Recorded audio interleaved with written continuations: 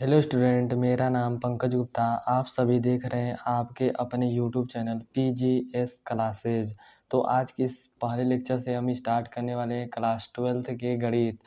यदि आप 2025 में बोर्ड एग्ज़ाम देने वाले हैं और आप step by step unsolved question करना चाहते हैं और अपनी पढ़ाई को बेहतर बनाने के लिए और अपने तैयारी को बेहतर बनाने के लिए नीचे दिए गए बटन को सब्सक्राइब कर लीजिए और साथ ही बेल आइकन को ऑल पर सेलेक्ट कर लीजिए। इससे क्या होगा कि इस प्लेलिस्ट के अगले लेक्चर का नोटिफिकेशन आपके पास सबसे पहले पहुंचेगा।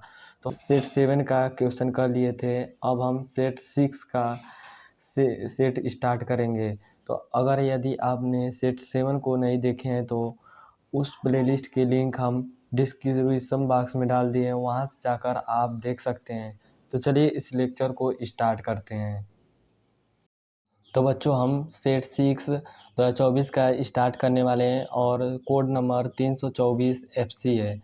तो आपका पूर्णांक 100 रहेगा। आपको स्कूल से कोई नंबर नहीं मिलता है मैथ में, आपको पूरा 100 में से क्वेश्चन करना रहता है। 100 नंबर इसी से आपको उठाना ही रहता है। तो आपको समय सीमा रहेगा 3 घंटे 15 मिनट, जो कि 15 मिनट पढ़ना होता है, जो कि आप शॉर्टकट में आप पेपर को देख सकते हैं 5 मिनट के लिए, और 10 मिनट आपको रोल नंबर भरने होने में समय निकल जाता है।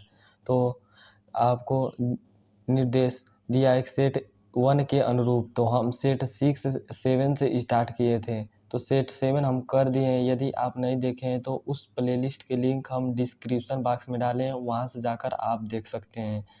तो ए, तो प्रश्न पहला कहेगा इस तरह की 5 नंबर के बहुविकल्पी रहेंगे, जो कि एक एक नंबर के रहेंगे। तो कहेगा बच्चों कि निम्नलिखित सभी खंडों को हल करना है, कि जो कि हमें सभी को हल करना है और सही विकल्प चुनकर अपनी उत्तर पुस्तिका में लिखिए। और इसमें से आपको रफ करके आपको केवल आपको उत्तर पुस्तिका में लिखना है। इसमें से क का चौथा सही है वह आपको उत्तर पुस्तिका में, और हल शोर और टोन रफ टोन हमें पेपर के आपको जो कॉपी मिलेगा उसके लेफ्ट साइड में आपको रफ कार्य करना होगा। और जो उत्तर आएगा आपको उत्तर पुस्तिका में राइट साइड पेज में लिख देना होगा। तो हम इसे कह रहा है कि साइन इनवर्स फलन में दिया है e⁻⁻x का अवकल गुणांक होगा। तो चलिए इसे हल करते हैं। कह रहा है कि साइन इनवर्स इतना का अवकलन ज्ञात करना। तो इसे मान लेंगे,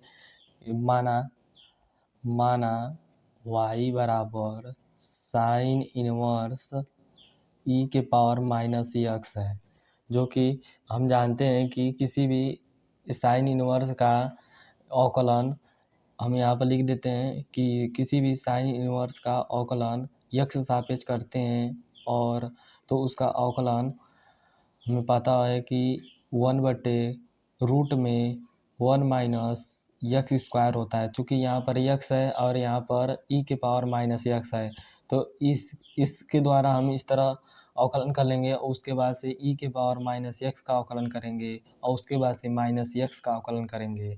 क्योंकि उसके फंक्शन में e⁻⁻x दिया है, तो उस तरह हम करते चले जाएंगे। तो यहाँ पर लिखेंगे, डायरेक्ट हम कर दे रहे हैं dy/dx, x सापेक्ष अवकलन कर रहे हैं, तो dy/dx साइन इनवर्स e⁻⁻x। तो साइन इनवर्स x का अवकलन 1/रूट में 1 - x² होता है। तो उसी तरह हम लिखेंगे 1/रूट में 1 - e⁻⁻x का होल स्क्वायर। अब हम मल्टीप्लाई, चूँकि अब हम e⁻⁻x का अवकलन करेंगे तो e⁻⁻x का अवकलन e⁻⁻x होगा, और -x पावर में तो इसका अवकलन करेंगे तो x का 1 हो जाएगा, केवल -1 बचेगा। तो हम इसे आगे सोल्व करते हैं। तो माइनस को आगे लिख देते हैं बच्चों। अब माइनस को आगे लिख देंगे तो e⁻⁻x अपान में रूट में 1/e⁻⁻2x लिख सकते हैं इसे, -2x। इसमें मल्टीप्लाई करेंगे तो -2x ही होगा ना, तो -2x लिख देंगे और इसके आगे और सोल्व करेंगे तो -e⁻−x और रूट में 1 माइनस, अब इसे नीचे ले आएंगे तो यह माइनस में है तो प्लस में हो जाएगा, माइनस रहता है तो उसे नीचे ले आते हैं तो वह प्लस में हो जाता है। तो इसे और आगे स्टेप सोल्व करेंगे तो यहाँ पर -x है और इसमें हम एलसीएम लेंगे e⁻−2x तो 1 में मल्टीप्लाई हो जाएगा, तो रूट में e⁻2x-1 अपान में e⁻2x।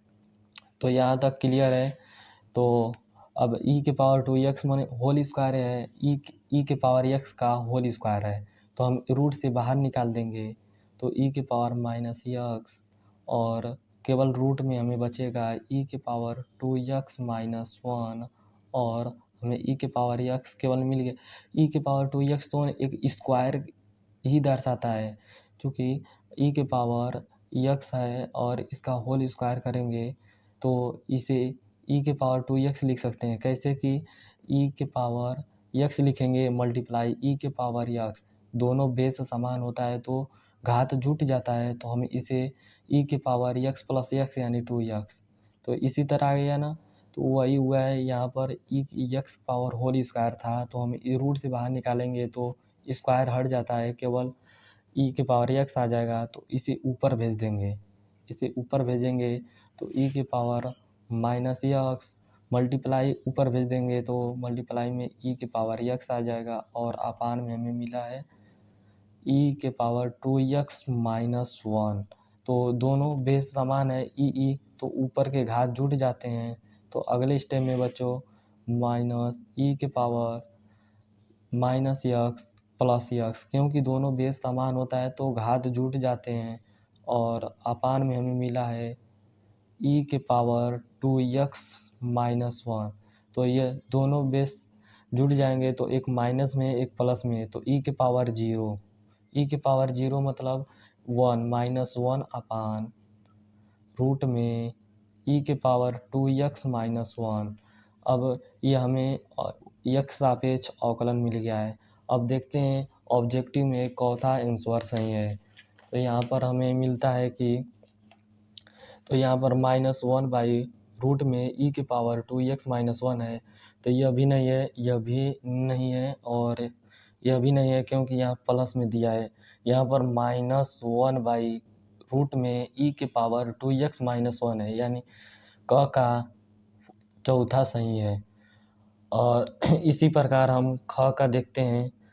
ख का कह रहा है कि यदि आप मैथ में 100 में से 100 लाना चाहते हैं तो 3 से 4 सालों के जितने सेट बने हुए हैं उन सबको आपको सोल्व कर लेंगे तो आपके 100 में से 100 आराम से आ सकते हैं, जो कि हम स्टेप बाय स्टेप कराने वाले हैं। तो आप देखना चाहते हैं तो देख लीजिएगा और आपको पसंद आए तो आपको वीडियो को लाइक कीजिए, जिससे इससे क्या होता है कि मोटिवेशन थोड़ा मिलता है, पढ़ाने में थोड़ा अच्छा लगता है। तो चलिए पहला का ख कह रहा है कि समाकलन x sin x dx सापेक्ष का मान होगा, तो हमें इस समाकलन करना है। तो चलिए इसे हल करते हैं। तो बच्चों हमें कह रहा है कि इसका समाकलन का मान ज्ञात कीजिए, तो हम पहले इसे मानेंगे। तो आप लोग सोल्व करना तो आप लोग रफ कार में करना, क्योंकि ये ऑब्जेक्टिव है ना, तो आपको केवल रफ कार में जल्दी जल्दी कर आपको आंसर लाना होता है और आपको केवल उत्तर पुस्तिका में आंसर को लिखना होता है। तो हम इसे स्टेप बाय स्टेप कराने वाले हैं, क्योंकि आपको समझ में आए। तो चलिए इसे हम पहले मानेंगे यहाँ पर लिख देंगे माना y बराबर जितना है उतना लिख देंगे। यहाँ पर i मानेंगे क्योंकि समाकलन है, इंटीग्रेशन मानेंगे i। तो x sin x और dx, तो हम जानते हैं कि दो अगर चर होते हैं तो उनका समाकलन, तो एक सूत्र होता है आइलेट एक फार्मूला एक सूत्र होता है, जो कि इसे हम क्रम से चुन सकते हैं। आई माने इनवर्स, यदि कोई इनवर्स वाला होता है तो उसे पहले चुनेंगे, और अगर लॉग उसमें है तो उसे पहले चुनेंगे। यदि एल्जेब्रिक है तो उसे पहले चुनेंगे। अगर ट्रिगोनोमेट्री है तो उसे पहले चुनेंगे। एक्सपेंशन फंक्शन माने ई के पावर यक्स और ए के पावर यक्स होते हैं तो उसे चुनते हैं। तो यहाँ पर हमें एल्जेब्रिक और ट्रिगोनोमेट्री फंक्शन दिखाई दे रहे हैं, तो एल्जेब्रिक पहले और ट्रिगोनोमेट्री बाद में है, तो हम इसे एल्जेब्रिक को प्रथम मानेंगे और ट्रिगोनोमेट्री को द्वितीय मानेंगे। तो हम इसे आगे करते हैं। तो आई बराबर इंटीग्रेशन, तो हम इसे प्रथम को छोड़ देते हैं, प्रथम को छोड़ दिया जाता है समाकलन में, और द्वितीय का समाकलन किया जाता है साइन यक्स।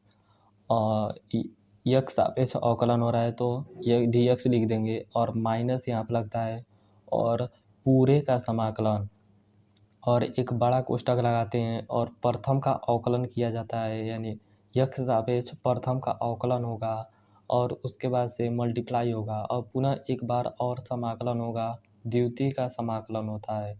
तो यहाँ पर साइन यक्स डी एक्स, यह आपको एक दो क्वेश्चन और करेंगे तो आपको यह फार्मूला अपने आप याद हो जाता है।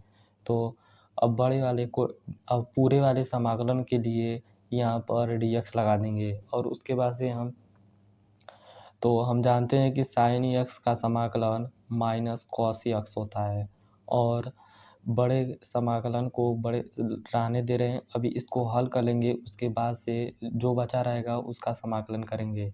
तो यक्स का अवकलन 1 होता है, और मल्टीप्लाई में साइन यक्स का अवकलन माइनस कॉस यक्स होता है, और इसका तो ख़त्म हो गया। अब डी एक्स इसके लिए बचा है, तो यहाँ पर डी एक्स लगेगा, माइनस तो बाहर आएगा तो यहाँ प्लस हो जाएगा।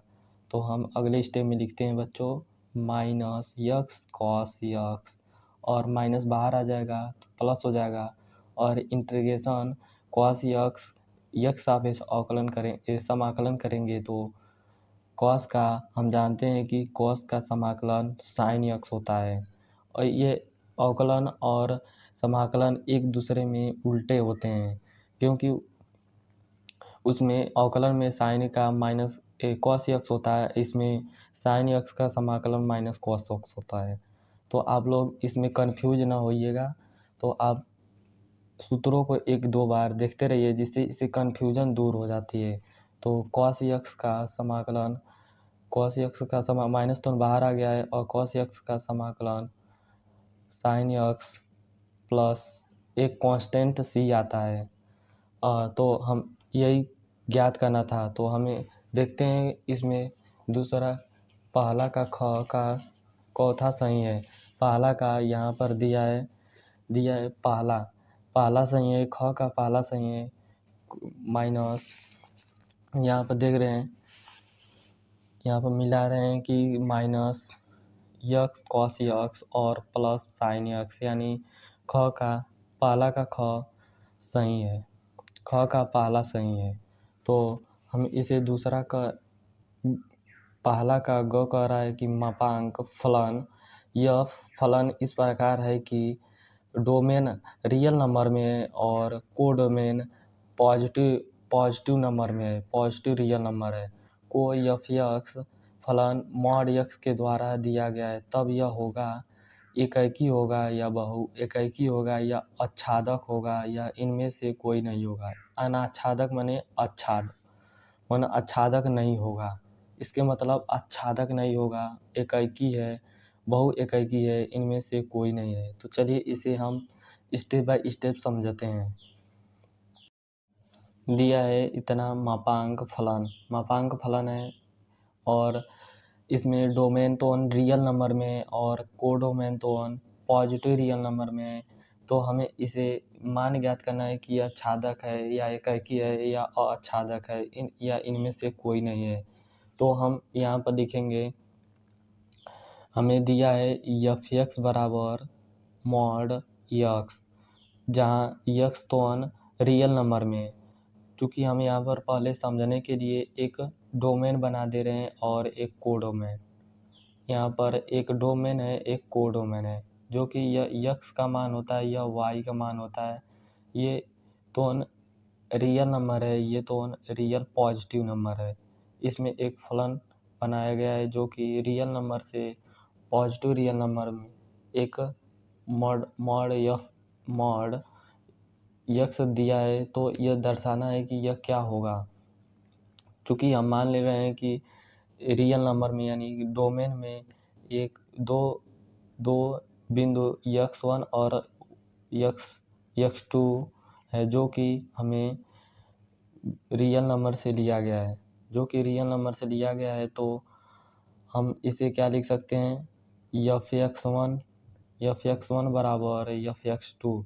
यदि इसके जो मान निकलेंगे वो आपस में बराबर होंगे तो यह एकाकी होगा। हम पहले एकाकी जांच कर रहे हैं, तो देखेंगे कि ये दोनों जो इसे फलन के मान निकलेंगे तो यह आपस में बराबर होंगे तो यह एकाकी होगा। यदि नहीं बराबर होंगे तो यह एकाकी नहीं होगा, तो यह फलन एकाकी नहीं होगा। तो हमें यहाँ पर मॉड यक्स दिया है, तो f(x1) की जगह हमें x1 रखेंगे तो मॉड x1 मिलेगा और बराबर, और मॉड x2 रखेंगे तो मॉड x2 मिलेगा। अब इसे इक्वल करेंगे तो आपस में x1 के बराबर प्लस माइनस x2 होगा, जो कि आपस में बराबर नहीं है, तो यह फलन एकाकी नहीं है। तो यहाँ पर लिख देंगे, अतः फलन एकाकी नहीं है, एकाकी नहीं है। अब हम जांच करेंगे आच्छादक है कि नहीं। तो यहाँ पर हम आच्छादक के लिए माना जो f(x) हमें दिया है, f(x) बराबर मॉड x, यह y होता है। f(x) तो y ही होता है, तो इसे y लिख सकते हैं, y बराबर मॉड x, जो कि मॉड x बराबर y, इसे पलट सकते हैं। तो x का मान हमें प्रतिबिंब दिखाना है कि x का पूर्व प्रतिबिंब हमें प्रांत में मिल रहा है या कि नहीं। तो x बराबर हम लिख सकते हैं प्लस माइनस y, चूँकि हम y का मान केवल पॉजिटिव ही ले सकते हैं, क्योंकि y का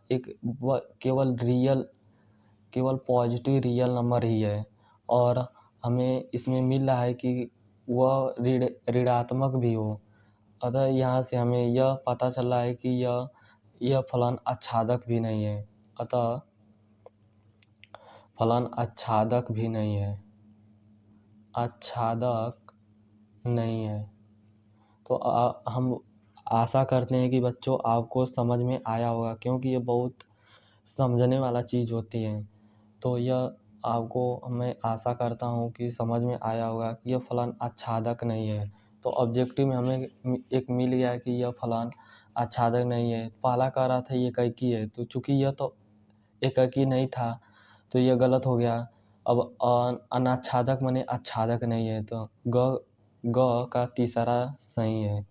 तो हमें पहला का घ कह रहा है कि यदि आव्यूह 2x - y इतना है और इक्वल में इतना है तो x तथा y का मान ज्ञात कीजिए। तो चूँकि ये दोनों कोटि आपस में समान है, यानी 2x2 का यह भी आव्यूह है 2x2 का, तो यहाँ का टर्म और यहाँ का टर्म आपस में बराबर होते हैं, और यहाँ का टर्म और यहाँ का टर्म आपस में बराबर होते हैं। तो हम इसके बराबर इसके कर लेंगे समीकरण पहला, और इसके बराबर इसके कर लेंगे समीकरण दूसरा। तो उन दोनों समीकरणों को हल करेंगे तो x और y का मान हमें मिल जाएगा। तो चलिए इसे हल करते हैं। तो ये बच्चों, ये प्रत्येक सेट में रिपीट होते रहते हैं, तो ऐसे क्वेश्चनों को आपको एकदम कॉन्सेप्ट से सीखना होगा, क्योंकि ये बहुत आसानी से हल हो जाते हैं और बच्चे इससे कंफ्यूज होकर छोड़ आते हैं। तो इसे आपको एकदम अच्छे से देखना होगा, क्योंकि ये ऐसे प्रत्येक सेट में मानो हर साल रिपीट होते हैं। तो चलिए इसे देखते हैं और हल करते हैं। तो यहाँ पर लिखेंगे सॉल्व लिखेंगे, और यहाँ पर हम डायरेक्ट कर रहे हैं कि 2x - y बराबर 1 मान ले रहे हैं। आप लोग इसे पहले लिख लेना आव्यूह की, क्योंकि दोनों कोटि समान के हैं, यानी 2x2 का यह भी है और 2x2 का यह भी है। तो यहाँ का टर्म और यहाँ का टर्म आपस में बराबर होते हैं। तो यहाँ पर हम लिख लेंगे 2x - y बराबर 1, और इसे समीकरण पहला मानेंगे, और x + 2y बराबर 3 और यहाँ का टर्म और यहाँ का टर्म आपस में बराबर होते हैं, यानी x प्लस 2y बराबर 3 और समीकरण दूसरा मानेंगे। तो यहाँ तक क्लियर है बच्चों। तो हम समीकरण दूसरा में 2 से मल्टीप्लाई करेंगे और समीकरण पहला से घटा देंगे, या समीकरण पहला में 2 से मल्टीप्लाई कर समीकरण दूसरा में जोड़ देंगे। यह आसानी रहेगा क्योंकि यहाँ पर 2 से मल्टीप्लाई कर देंगे तो ये एक माइनस में एक प्लस में दोनों को जोड़ेंगे तो आपस में कट जाएंगे। तो यहाँ पर लिखेंगे समीकरण पहला में डायरेक्ट यहाँ पर गुणे का चिन्ह बनाकर यहाँ पर जितने से गुणा करना होता है वह यहाँ पर लिख देना, तो वह अच्छा से वह समझ जाएंगे। और हमें समीकरण दूसरा को जोड़ना है तो यहाँ पर लिख देंगे समीकरण दूसरा को जोड़ने पर। तो हम समीकरण पहला को 2 से मल्टीप्लाई कर रहे हैं तो 2 से मल्टीप्लाई 2 में करेंगे तो 4x माइनस 2y हो जाएगा और बराबर 2। या 1 में 2 से मल्टीप्लाई करेंगे तो 1 ही होगा और इसमें किसी से भी मल्टीप्लाई करें, इसे केवल जोड़ना है तो x प्लस 2y बराबर 3। तो हम इसे जोड़ना है तो 4 और 1 5x हो जाएगा और माइनस 2y और प्लस 2y तो कट जाएंगे और यहाँ पर 2 और 3 तो 5 हो जाएंगे। तो हमें x बराबर कितना मिला, यहाँ से 5 और 5 कट जाएंगे तो केवल हमें x बराबर 1 मिला है। अब हम x का मान समीकरण दूसरा में रखते हैं। x का मान समीकरण पहला में या दूसरा में रखेंगे तो हम दूसरा में रख दे रहे हैं। तो हम डायरेक्ट यहाँ पर रख दे रहे हैं, आप लोग लिख लीजिएगा। अगर आपको दो नंबर में आएगा तो इसे आपको इसी तरह करना होगा। ऑब्जेक्टिव है ना, इसलिए हम इसे डायरेक्ट कर रहे हैं। तो x का मान समीकरण दूसरा में रखते हैं तो x यहाँ पर रखेंगे तो 1 और प्लस 2y बराबर 3। तो 1 को उधर भेज देंगे तो माइनस में हो जाएगा 3 माइनस 1 और y से नीचे लाएंगे y में तो 3 में 1 से घटाएंगे तो 2/2 यानी y बराबर 1, x बराबर 1 और y बराबर 1। तो हमें x और y का मान ज्ञात करना था। तो हम प्रश्न में देखते हैं कि चौथा सही है। तो हमें घ का पहला देखते हैं तो x बराबर 1 और y बराबर 1 यानी घ का पहला सही है। तो हम पहला का अंग कह रहा है कि सदिशों इतना दिया है तथा इतना के बीच का कोण होगा। तो यह सदिश बीजगणितीय चैप्टर से लिया गया है। तो ये छोटे छोटे क्वेश्चन हमेशा 1-1 मिनट में होने वाले आते हैं, तो आप लोग इसे मिस ना करिए। आप लोग प्लीज़ इसे आप लोग देख लीजिए। तो चलिए इसे हल करते हैं। तो हम मानेंगे बच्चों इसे ए वेक्टर बराबर इतना है और बी वेक्टर बराबर इतना है। तो एक सूत्र होता है तो उस पर ही रखेंगे तो इसका बीच के कोण का मान पता चलेगा। तो हम मान लेते हैं ए वेक्टर बराबर हमें a3i cap minus 2j cap और प्लस k कैप दिया है और बी वेक्टर बराबर 2i cap plus j cap और प्लस 3k कैप दिया है। तो एक सूत्र होता है चूँकि यहाँ पर लिख देंगे, चूँकि हम जानते हैं कि दो सदिशों के डॉट प्रोडक्ट बराबर कितना होता है। सदिश ए वेक्टर और सदिश बी वेक्टर को डॉट प्रोडक्ट ए वेक्टर का मापांक मल्टीप्लाई दूसरे वेक्टर का मापांक इंटू में cos थीटा होता है। तो हमें इनके बीच के कोण निकालना है तो cos थीटा बराबर हम क्या लिख सकते हैं, cos थीटा बराबर इसे नीचे भेज देंगे तो ए वेक्टर डॉट बी वेक्टर और बाई में हम लिख देंगे ए वेक्टर का मापांक मल्टीप्लाई बी वेक्टर का मापांक। तो इसी पर हम मान रखेंगे तो थीटा का मान पता चलेगा। तो यहाँ पर लिखे ए वेक्टर डॉट बी वेक्टर का मापांक हम मल्टीप्लाई करेंगे तो उनके केवल घटक यानी आई कैप के घटक और आई कैप के दूसरे वेक्टर के आई कैप के घटक को मल्टीप्लाई हो जाता है। तो यहाँ पर हम डायरेक्ट कर रहे हैं कि 2 में 3 से मल्टीप्लाई करेंगे तो 2 तिया 6 हो जाएगा और प्लस रहता है लेकिन यहाँ पर एक माइनस है। तो 2 में 1 से मल्टीप्लाई करेंगे तो -2 होगा और यहाँ पर दोनों प्लस में है तो 3 तो 1 मल्टीप्लाई होगा तो +3। अब ए का मापांक रूट में ए के जितना वेक्टर दिया था उनके घटक के स्क्वायर योगफल के रूप में होते हैं, यानी 3 के स्क्वायर प्लस -2 के स्क्वायर और -2 के स्क्वायर और यहाँ पर +1 के स्क्वायर होगा। और बी वेक्टर के घटक कितने हैं और उनके यहाँ पर मल्टीप्लाई रहेगा, और बी वेक्टर के 2 का स्क्वायर और +1 का स्क्वायर होगा और +3 का स्क्वायर। तो यह ए और बी के मापांक निकल गए और इसी तो 6 3 9 9 में से 2 जाएगा, 7 बचेगा और बट्टे में और रूट में 3 3 जा 9। यहाँ पे एक बार और लिखते हैं 3 3 जा 9 +4 -2 का स्क्वायर होगा तो 4 होगा और 1 का स्क्वायर होगा तो केवल 1 बचेगा। यहाँ पर 2 दूना 4 और +1 का स्क्वायर 1 और 3 का स्क्वायर 9 होगा। तो 7/, हमें मिलता है 7/, हमें मिलता है 9 4 13 और 13 1 14 और यहाँ पर भी मिलता है 4 1 5 5 9 14। तो दोनों रूट में है तो ये एक बाहर आ जाएंगे, यानी 7/14। तो यह 7 से 2 बार में कट जाएंगे तो यानी 1/2 होगा। तो यहाँ से हम लिख सकते हैं कि थीटा बराबर कॉस इनवर्स 1/2, क्योंकि कॉस इनवर्स 1/2 का मान कॉस इनवर्स 1/2 का मान हमें पता है कि 60 अंश का मान होता है। तो 60 अंश यहाँ पर कॉस 60 अंश लिखेंगे तो कॉस से कॉस कट जाएगा, केवल 60 अंश बचेगा। तो हमें केवल थीटा का मान 60 अंश मिला है। तो हम इन क्वेश्चन में देखते हैं कि चौथा सही है कि अंग का पहला सही है। दिया है पहला 60 अंश, दूसरा 30 अंश, तीसरा 90 अंश, चौथा कॉस इनवर्स उसके फंक्शन में 1/14 दिया है। तो हमें ग का पहला सही है। अब हम दूसरा का भी क्वेश्चन एक एक नंबर के होते हैं, जो कि ऑब्जेक्टिव नहीं होते हैं, इसे आपको सोल्व कर कर दिखाना होगा।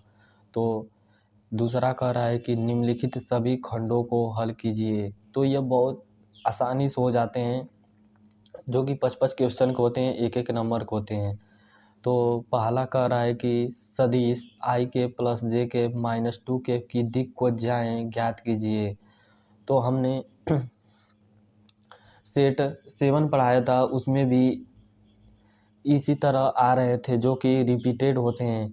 तो आप लोग अनसोल्व करना आपको लिए ज़रूरी है, क्योंकि एक रिवीजन बन जाता है कि ऐसे ही क्वेश्चन आता है। तो आप लोग प्लीज़ कीजिएगा। तो हम इसे पहले हल करते हैं।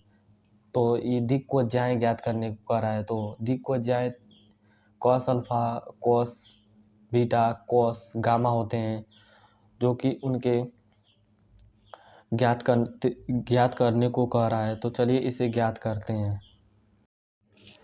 तो बच्चों इसे हम सॉल्व करने के लिए हम पहले यहाँ पर लिखेंगे सॉल्व या हल लिखेंगे। तो यहाँ पर हम इसे सदिश ए वेक्टर मान लेते हैं। तो यहाँ पर लिखेंगे माना सदिश। आप लोग इसे स्टेप बाय स्टेप जैसे हम लिख रहे हैं उसी तरह आप लिखेंगे तो आपको फुल मार्क्स मिलेगा। तो इसे मान लेते हैं ए वेक्टर बराबर i के प्लस j के -2 के कैप। तो इसे यहाँ पर हमें यहाँ पर x1 बराबर केवल हमें x एक ही वेक्टर है तो हमें x केवल मान ले रहे हैं। तो x बराबर 1 दिया है और y बराबर 1 और z बराबर -2 दिया है। तो चूँकि हमें दिक् को पता है कि कॉस अल्फ़ा को हम यल से भी प्रदर्शित करते हैं।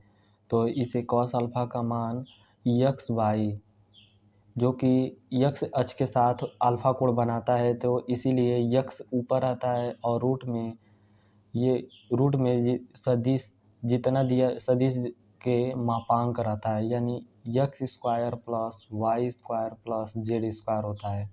इसी प्रकार कॉस बीटा तो y अक्ष के साथ कोण बनाता है, तो इसे हम शॉर्टकट में यम से भी प्रदर्शित करते हैं। कॉस बीटा को हम शॉर्टकट में यम से भी प्रदर्शित करते हैं। और यह बीटा तोन y अक्ष के साथ कोण बनाता है, तो हम ऊपर में y इसीलिए लिखते हैं और नीचे में उस सदिश के मापांक लिखते हैं, यानी x square plus Y square plus Z square. और कॉस गामा तो हम जेड अक्ष के साथ कोण बनाता है और इसे यन से भी प्रदर्शित करते हैं। और जेड अक्ष के साथ कोण बनाता है, इसीलिए ऊपर में हम जेड लिखते हैं और नीचे में उस सदिश के मापांक लिखे रहते हैं, जिसके साथ जो सदिश दिया रहता है उसका मापांक होता है। तो अब हम एक्स और वाई का मान तो इसी में सब पुट करेंगे, तो हम सब में देख रहे हैं कि रूट में x square plus Y square plus Z square comma है, तो पहले हम इसे निकाल ले रहे हैं। तो X square plus Y square plus Z square बराबर हम निकालेंगे तो एक्स का मान 1 है, तो 1 का स्क्वायर यहाँ पर करेंगे और वाई का भी 1 है तो 1 का स्क्वायर, और जेड का -2 है तो जेड -2 का स्क्वायर। -2 का स्क्वायर करेंगे तो इसके आगे बच्चों 1 का स्क्वायर 1 होगा और 1 का स्क्वायर भी 1 होगा और -2 का स्क्वायर बच्चों 4 होगा। तो हमें क्या मिलता है बच्चों, मिलता है 4 और 2 6 हो जाएगा, यानी रूट में 6 मिला है। तो हम शॉर्टकट यम और यन से दिखा दे रहे हैं कि यल बराबर हमें दिक्वज्याएँ यक्स एच के साथ बना दिक्वज्याएँ हमें यक्स बट्टे में रूट में x square plus Y square plus Z square है और इसका मान यक्स का मान 1 है और रूट में हमें इसका मान निकाले हैं तो हमें रूट में 1/6 मिला है। इसी प्रकार यम यानी cos beta y upon root में x square plus Y square plus Z square होता है। तो वाई का मान 1 है तो और इसका मान रूट में 6 है। अब यन यानी कॉस गामा यानी जेड बटे रूट में x square plus Y square plus Z square बराबर जेड का मान -2 था और इसका मान हम निकाले थे रूट में 6। तो यही हमें दिक्वज्या निकालने को कह रहा था, तो यही आपका आंसर हो जाएगा। तो चलिए इसे अगले वाले क्वेश्चन को हल करते हैं। तो देखिए इसे आसानी से आप कर सकते हैं, जो कि एक नंबर है। आप लोग शॉर्टकट विधि से भी कर सकते हैं, केवल आंसर ला देंगे तो आपको 1 नंबर मिल जाएगा। तो इसके अगले वाले क्वेश्चन कह रहा है कि यदि साइन इनवर्स 1/2 बराबर tan इनवर्स यक्स, तो यक्स का मान ज्ञात कीजिए। तो हमें इसे यक्स का मान ज्ञात करना है, क्योंकि हमें यहाँ साइन इनवर्स है। यदि हम यहाँ पर tan इनवर्स ला देंगे तो ये दोनों tan इनवर्स हो जाएगा, तो इनके फलन को हम तुलना कर सकते हैं। तो यहाँ पर tan इनवर्स लाने के लिए तो यहाँ पर लंब बटे कर्ण है, तो हमें केवल आधार पता चल जाएगा। तो कॉस का मान निकालेंगे और tan का मान tan थीटा का मान sin थीटा बटे cos थीटा होता है, तो उसी पर रख देंगे और दोनों को तुलना करेंगे तो वहाँ से आ जाएगा। तो चलिए इसे हल करते हैं। तो हमें इसे यहाँ पर लिखेंगे सॉल्व। हल करने के लिए पहले यहाँ पर सॉल्व लिखेंगे और उसके बाद से साइन इनवर्स हमें दिया है साइन इनवर्स 1/2 बराबर tan इनवर्स और यक्स, इसे समीकरण पहला मानेंगे और यहाँ पर हम मानेंगे माना साइन इनवर्स बराबर थीटा। साइन इनवर्स 1/2 बराबर थीटा मानेंगे और साइन इनवर्स उधर भेज देंगे, तो 1/2 बराबर साइन थीटा हो जाएगा। क्योंकि साइन थीटा तो ये तो लंब है, ये लंब का मान है, ये तो कर्ण का मान है। हम केवल आधार का मान ज्ञात करने के लिए पाइथागोरस प्रमेय का उपयोग करेंगे। तो पाइथागोरस प्रमेय कहता है कि कर्ण का स्क्वायर बराबर लंब का स्क्वायर बराबर आधार का स्क्वायर। आधार का स्क्वायर होता है, तो चूँकि हमें केवल आधार का मान ज्ञात करना है, तो आधार का स्क्वायर बराबर हम लिख सकते हैं कि कर्ण का स्क्वायर माइनस लंब का स्क्वायर। अब आधार बराबर रूट में हमें मिलेगा कर्ण का स्क्वायर, यानी कर्ण हमें कितना है 2, यानी 2 का स्क्वायर, और लंब का मान कितना है 1, 1 का स्क्वायर माइनस 1 होगा, तो हमें मिलेगा यहाँ से रूट में 3, यानी आधार का मान हमें रूट का 3 मिल गया। अब हम कॉस थीटा का मान ज्ञात करेंगे और टेन थीटा का मान निकाल कर उसी में रख देंगे। तो चलिए इसे हल करते हैं। आधार का मान हमें कड़ी में 3 मिल गया और साइन थीटा का मान इतना है, तो हम कॉस थीटा का मान ज्ञात करते हैं। तो कॉस थीटा बराबर होता है आधार बटे कर्ण। तो यहाँ पर आधार बटे कर्ण लिखेंगे, तो इसका मान हमें मिलता है, आधार का मान रूट में 3 है और 1/2, कर्ण का मान हमें 2 था, तो कड़ी में 3/2 मिल गया। अब हम टेन थीटा का मान ज्ञात करते हैं, तो टेन थीटा बराबर साइन थीटा बटे कोस थीटा होता है। तो यहाँ पर मान रखेंगे साइन थीटा का मान 1/2 और कास थीटा का मान रखेंगे रूट में 3/2।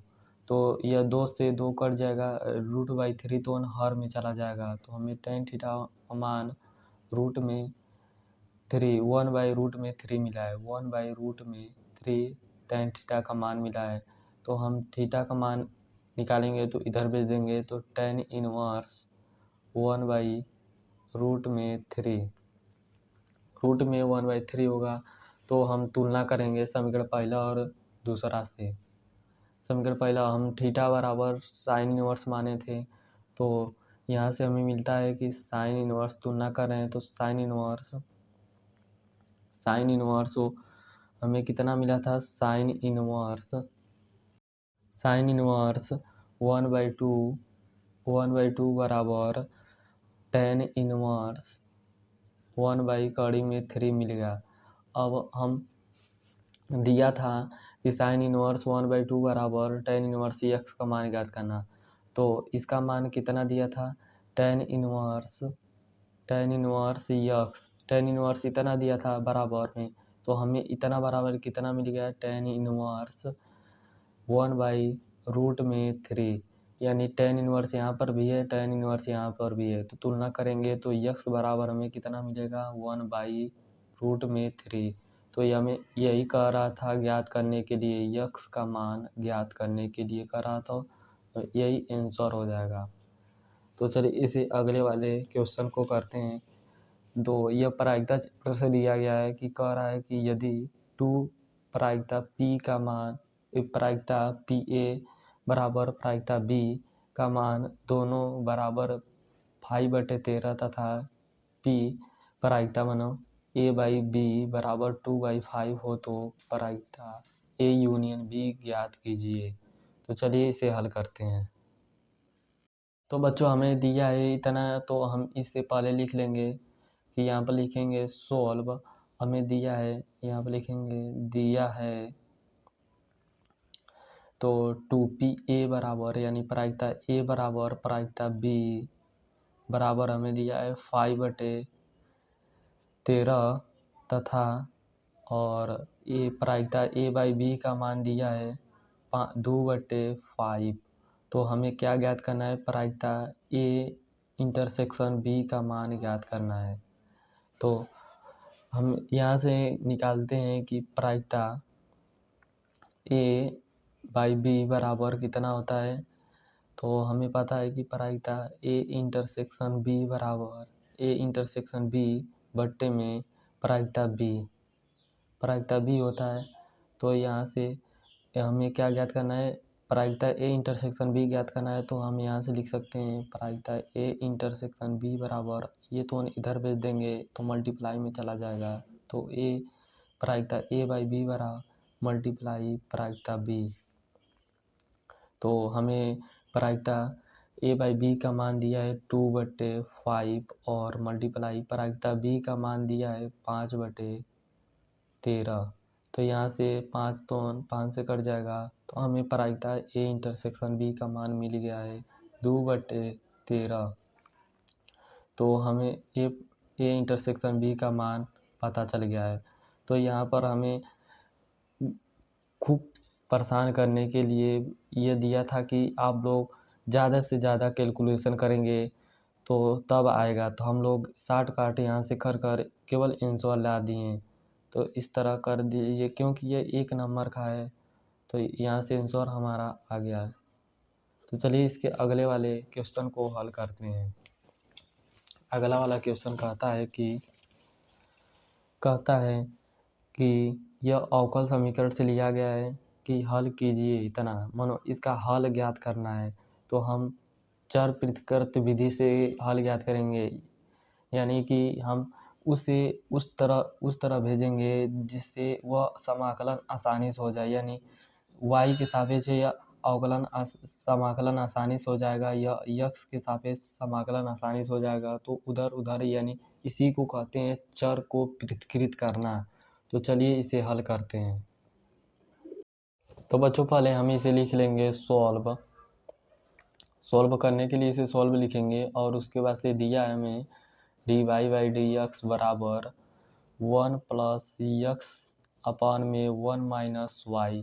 तो इसे तिरछा तिरछी मल्टीप्लाई कर लेंगे तो 1 - y dy बराबर 1 + x dx। अब दोनों पक्षों का समाकलन करते हैं। तो हम यहाँ पर डायरेक्ट समाकलन कर दे रहे हैं। तो आप लोग लिख लीजिएगा कि दोनों पक्षों में समाकलन करने पर तो dy के साथ 1 का समाकलन करेंगे तो y होगा और माइनस y का समाकलन y पावर 1 है तो एक और पावर एक जुट जाता है तो 2 हो जाएगा, और जितना पावर में रहता है उतना ही नीचे हम बाई में लिख देते हैं बराबर 1 का x सापेक्ष समाकलन हो रहा है तो यहाँ पर x होगा और x का समाकलन के पावर 1 है तो एक और जुड़ जाता है तो x² अपान में 2 हो जाएगा प्लस कॉन्स्टेंसी।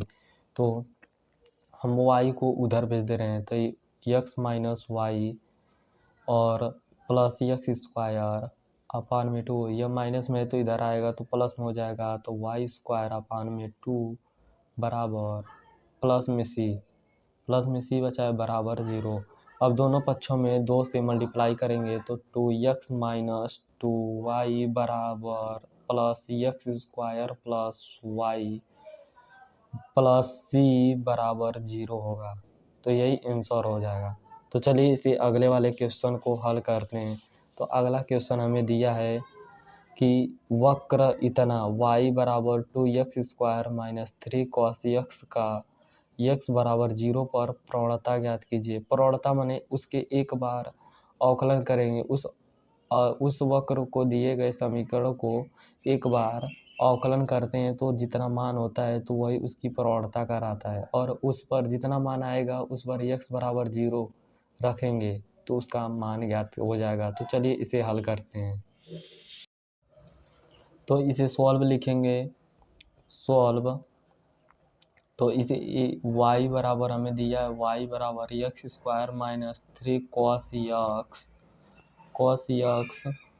तो हम इसे x सापेक्ष अवकलन करते हैं तो dy/dx बराबर इसका अवकलन करेंगे तो 2 तो कांस्टेंट है बाहर आ जाएगा और 2 तो आएगा तो 2 दूना 4 x एक पावर घट जाएगा और cos x का अवकलन माइनस sin x होता है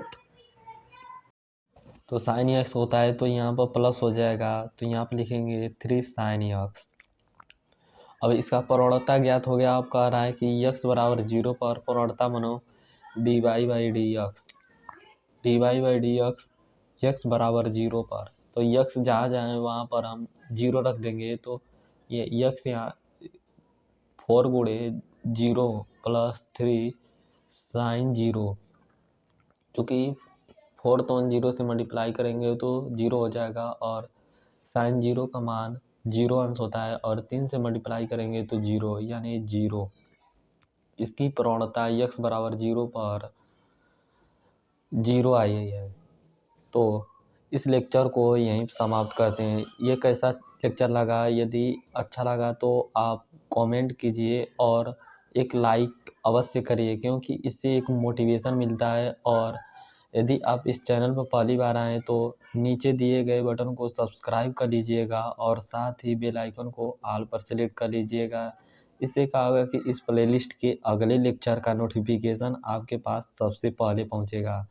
और यदि हमारे टेलीग्राम ग्रुप से ज्वाइन नहीं हुए तो वहाँ से उस लि- उस उसे लिंक हम डिस्क्रिप्शन बॉक्स में डाल दिए, वहाँ से जाकर आप ज्वाइन हो सकते हैं। और यदि वहाँ पर हम अनसॉल्व्ड क्वेश्चन प्रोवाइड करते हैं, जिससे आप भी क्वेश्चनों को हल कर सकें। तो तब तक पढ़ते रहिए और संघर्ष करते रहिए और आगे बढ़ते रहिए।